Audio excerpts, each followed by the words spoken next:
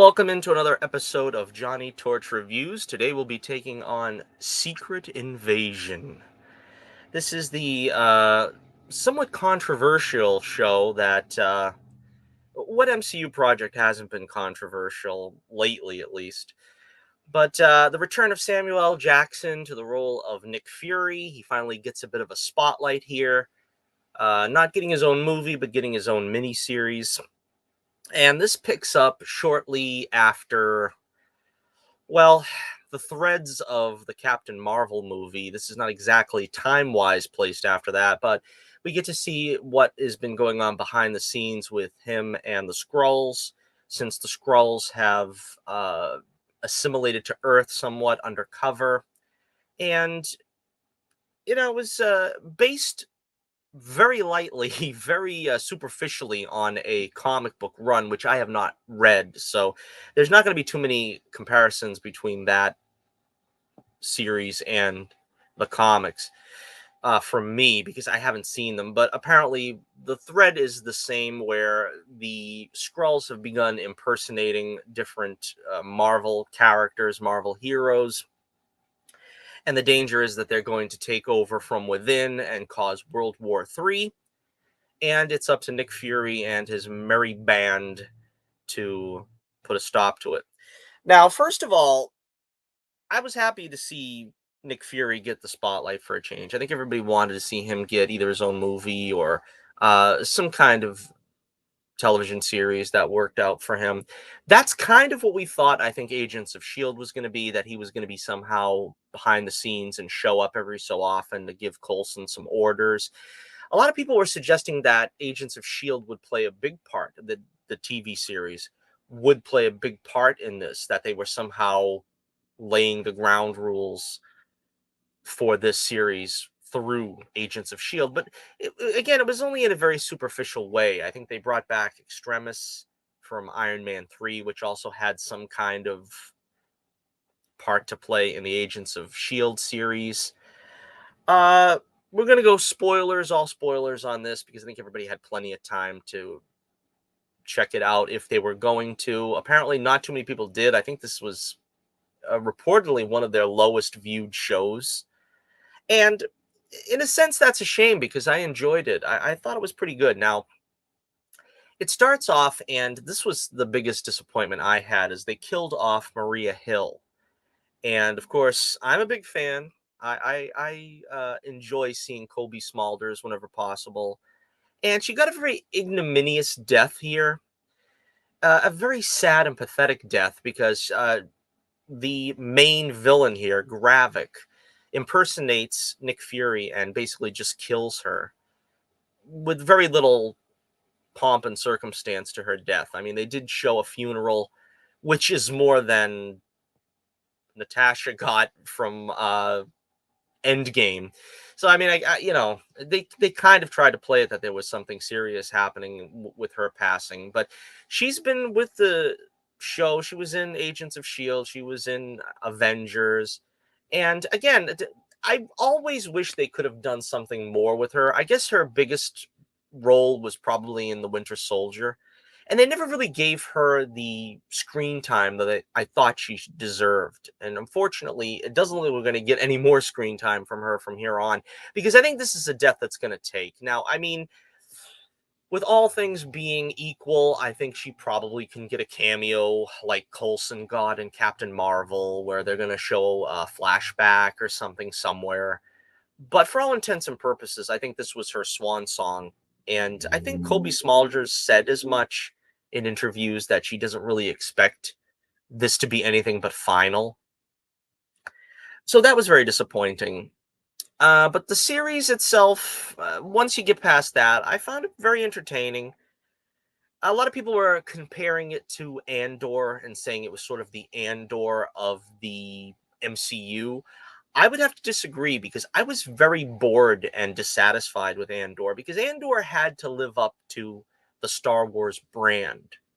And I felt that it very clearly was trying to be something else. It was very pretentious, very slow moving, very message oriented. I don't particularly think Secret Invasion is. I mean, it has a few moments where they try to talk up some social issues, and they bring up, Nick Fury's past, his childhood, and this and that. But to me, that's not particularly woke. It's just basically trying to play to events in history as they actually happened. Of course, we get back Ben Mendelsohn, who he's a favorite. He's always good in whatever he does. He plays a villain very well, but in this film, in this series, he plays Talos, who is the sort of the ambassador, so to speak, of the Skrulls. And he's been living undercover and the sort of right hand of Nick Fury in this plan to sort of assimilate the Skrulls into the world. And his daughter is played by Amelia Clark. I thought she was very good as well. And the whole overall plan is that now the Skrulls are breaking off. They're becoming factioned where Gravik is the main villain, and I can't remember the actor's name, but he was very effective here. I thought he was probably the most hissable villain in hissable, not kissable, hissable villain that the MCU has seen in quite a while. I mean, I think maybe the last one was Baron Zemo, where you really kind of just hated the guy. Because I know that the MCU is kind of predicated on having villains that you can sort of empathize with, but there was really nothing, nothing charming or cuddly about this guy. Gravik was among the worst of villains in the MCU, and of course, first off, killing Maria Hill, but he also ends up killing Talos, and his plan is to, as I said, create World War III by trying to show the president that there is a Russian plan or something that is going to that they're basically masterminding to get the two nations to collide, so to speak, to use a Rocky Four euphemism. And Nick Fury is thrust in the middle of this. Now, again, he's sort of a player that is not in power anymore. Ever since Agents of Shield, Nick Fury has kind of been floating through the MCU. He doesn't particularly have that platform that he did in the early Avengers movies. And that's what's kind of disappointing about this. I don't really know really what he does other than being sort of an arm to the president, I guess, and he sort of takes orders from him. They kept really close to Nick Fury's personality, though, which is something I appreciated. And I really enjoyed the interplay between Ben Mendelsohn's Talos and Nick Fury, because they really felt like the odd couple. They sort of bicker and go back and forth, and Talos kind of calls him out on his crap because Nick Fury he still possesses that belief that the ends justify the means. I think we've seen this first in Avengers, where he sort of takes Coulson's death and uses it as the impetus to get the Avengers the push they needed, as he said. And in the same way, I think the Winter Soldier, his death is faked, and he really just kind of uses whatever tools are at his disposal to get the job done. And that's both the blessing and the curse of Nick Fury. He's nobody's sweetheart because he will do whatever it takes, and he'll use whoever he needs to get his purpose achieved. But at the same time, he's on our side, and he's doing what he does only because it's for the greater good of the nation. So he's not really an altruistic character, and I think they played up to that well when Talos is basically saying to him, and it was kind of, not to jump too far ahead, but Gravik's emotional, you know, conversation with the quote unquote Nick Fury. And Talos calls him on it too, that he's basically promised the Skrulls their place in society so long as they do what he says, and if they're on call for missions, that they make his life easier and that they get the job done for him, he'll make sure that they get their place in the sun, their pie in the sky, and their place in America. It doesn't quite pan out to their satisfaction because they're still undercover. They're not allowed to show themselves as aliens because people would not feel comfortable with that. So again, this leads to some tension between he and Talos, who is, the leader of the good Skrulls. And of course, it becomes the point of contention for Gravik, who is the leader of the opposition. And in the middle in the middle of all this is Gaia, who is Talos's daughter. Now, Talos, of course, as I said, is assassinated, and she's in a very difficult position because she feels for Gravik's position, and she wants to have the outright takeover, sort of her being out in front of this movement and not trying to work from the fringes and be sort of the goody two shoes. But at the same time, she works with Talos to try to impede Gravik from doing this World War III type plan. I've heard that she was playing this emotionless and not very well.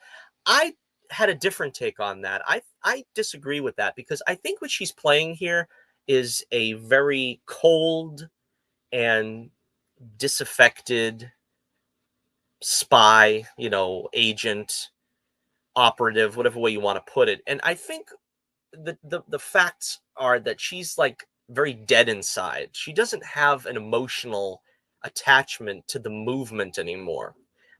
What she's gone through, that her parents are killed and she doesn't see her place in the world the way that she wants it. I think that led Amelia Clark to play her in this certain way where she is very emotionless and very cold. And you don't read any emotion into her except for the one conversation she has with her father where she's basically telling him why she broke off from his way of doing things. And it was a very good scene, and it was showing that what was boiling underneath, so to speak. And I think we could have used a little more of that at the end in the last act, but I don't fault her for playing it the way she did. Also, let's talk about Rhodey.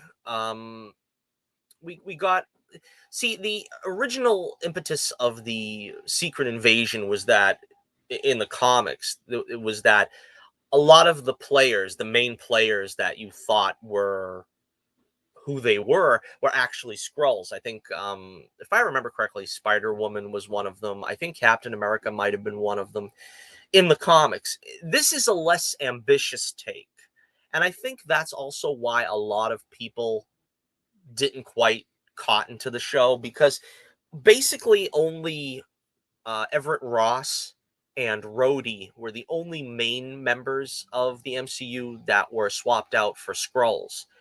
A lot of people hoping that it would have been, maybe Captain America or something like that. We're going to be disappointed. Now, personally, I knew that the I knew that the stakes were going to be a lot lower for this because they weren't going to get back, Chris Evans, and they weren't going to get Scarlett Johansson back or something to do something like this.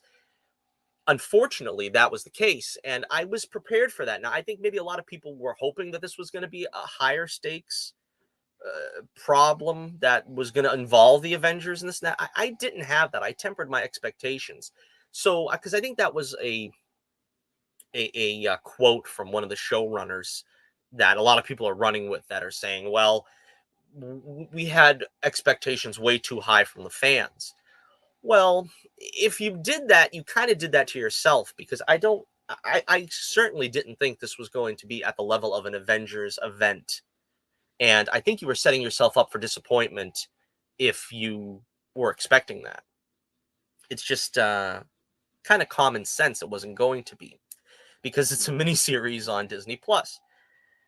So coming back to that, Rhodey is got a lot to do in this, and he is a Skrull. He is a she, actually. He's a she Skrull, and it's a really entertaining role seeing um, Rhodey in this role because he basically, or she basically, slaps down Nick Fury hard a couple of times because Nick Fury is trying to get things done, and they just have some great conversations where Rhodey basically, and I kind of wish it was Rhodey, the actual Rhodey, who was giving him this grief because it seemed kind of in keeping with Rhodey's character at first until you can finally see eventually that he's or she is quite more contemptible of Nick than the actual Rhodey would be.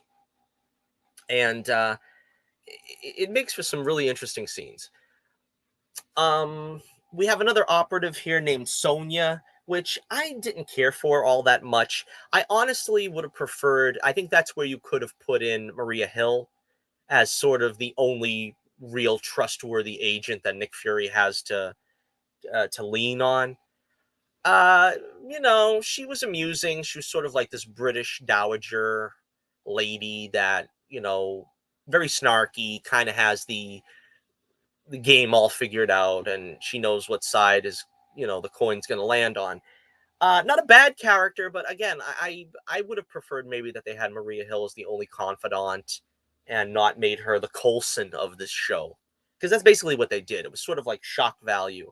Someone we know and care about for a long time gets killed. I mean, they could have just stuck her in that role instead of giving us a new character. So that was, again, something that I wasn't crazy about. We find out that Nick Fury is actually married. Yes, when he said his wife kicked him out in The Winter Soldier, maybe he wasn't joking. Who knows? And his wife is a Skrull. And I found that to be a pretty, a pretty sweet storyline. I mean, you kind of see Nick Fury as an all business guy. You don't really think he has the personal life. Of course, in the comics, I think he was sort of the Marvel answer to James Bond, where he was just like with all kinds of chicks, and that was kind of the way. Now, that probably wasn't going to happen with Samuel L. Jackson being sort of more of a middle-aged Nick Fury here. I think this kind of played better to me than if they tried to make him sort of a James Bond or something. And it's an interesting storyline that goes through the whole series where he doesn't even necessarily trust his wife because she's a Skrull, and they have to kind of come to terms with that. And they have sort of a showdown at the kitchen table, so to speak, where they both pull a gun on each other and they both fire at each other, but they both don't attempt to aim the gun at each other. And it makes for an interesting relationship, because when you have the top spy guy that nobody can really trust, and he can't even trust his own wife, you know what I mean? That's really an interesting thing, and I really love that they did that. And it seems funny, it seems odd when you see it happening, that he's kissing a Skrull in the last episode, but it really has some heart to it. I really found this to be really interesting, and they show you sort of their courtship, and uh she takes the appearance of a normal woman through most of their marriage and their relationship, but she's really a Skrull. And how did that work out? I mean, I guess they made it work because they were married for a good 10 years. So that was also very interesting. Now let's talk about the finale here. Let's get to the end of the show. A lot of people think um that they didn't quite stick the landing, let's put it that way. Now the plot revolves around Gravik wants um oh, I forget what they call it, but basically it's the magic potion that has all the blood of all the superheroes concocted together to create a magic formula, so to speak, that gives him the powers of all the superheroes and even several supervillains. And the idea was this makes him the Super Skrull, because in the comics, of course, the Super Skrull was the one Skrull that had the four powers of the Fantastic Four. He could become strong like the Thing, the powers of the Human Torch, and so on and so forth. Now, it would have been interesting if they actually saved this storyline for the Fantastic Four, because they are going to introduce them into the MCU at some point. But at this point, they just decided to make it, the strength of the Hulk, and I guess Abomination was one of the powers, and Captain Marvel, and so on and so forth. And he's going to use these powers and basically become the top dog of the Skrulls. And even some of the Skrulls are not happy with this, and he sort of takes them out because it's basically his plan or nothing. And it's pretty obvious what they're going to do. Now, Nick Fury goes to sort of barter with him, and they're at, I think it's Chernobyl or something, where the radiation is literally going to kill Nick within minutes. And you kind of see right off the bat where it's going, that it's going to be Gaia, that she's going to be fully committed to the cause, and that she's, impersonating Nick because she's got the powers of the shape shifting as well. And so Gravik is basically pouring his heart out and his disappointment with Nick Fury and how he wanted to be sort of the patriotic guy that was helping Nick and the Skrulls. And Nick doesn't hear any of this, but of course it's Gaia. Now Nick, on the other hand, he's off because he's got an important mission as well. He's got to take out Rhodey because the assassination attempt on the president is making, the World War III plan a reality. So he basically goes there to take out the Rhodey Skrull.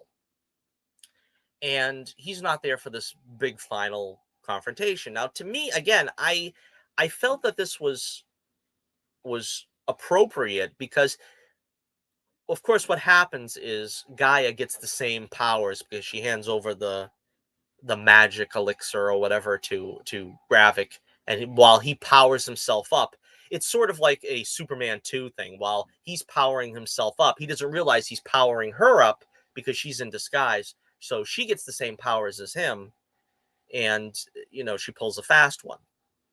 Now, they basically battle each other out as two Super Skrulls fighting each other. And some of it, obviously, it looked very comical when she tries to put on the Drax biceps. I don't know who thought that was a good idea. 89-pound, 5 foot tall Amelia Clark with biceps that look like Batista. That wasn't the greatest idea. But I feel like this was the most logical ending. This is the logical outcome. I don't see how you put Nick Fury, middle-aged Nick Fury with his spy gun up against the Super Skrull. That wasn't going to work. So everybody that wanted to say that this was a bait and switch, or she's another Captain Marvel that, just give us the uber powered girl to take out the bad guy. I don't think that's really a complaint here because who else was going to do it? I mean, yeah, it's not even called Nick Fury, this series. It's called Secret Invasion. So it's not like they're giving you a bait and switch. It's not like they're pulling the rug out from underneath you and saying, well, Nick Fury wasn't that important. Well, Nick Fury had to do what he had to do, which was the espionage stuff. He had to take out Rhodey Skrull. I don't think that sort of negates his purpose in the series by the fact that he didn't kill the Super Skrull and Gaia did. And I thought, and it lent for some action to the end of the series. You kind of can't just.